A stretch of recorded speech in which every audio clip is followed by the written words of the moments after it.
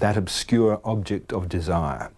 But first, let's look at a very revealing documentary made by BBC Television in 1984 about Buñuel, who had died the previous year.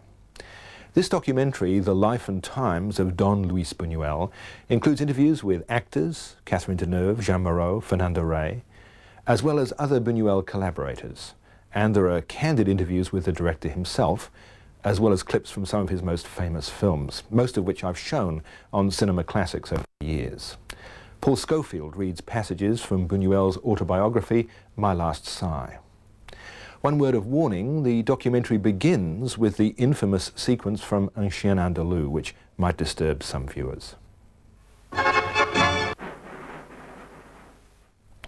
Luis Buñuel died in 1983, a year before that BBC documentary was made.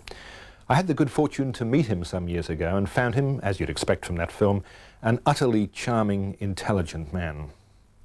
Incidentally, Viridiana, the film which featured the notorious Last Supper sequence, was banned outright in Australia in the early 60s. One reason I've always fought passionately against censorship was the outrage I felt that such a great and important film should be banned by a clutch of small-minded bureaucrats. And if you want to read Luis Buñuel's autobiography, and it's a most fascinating book, it's called The Last Sigh, and it's worth seeking out.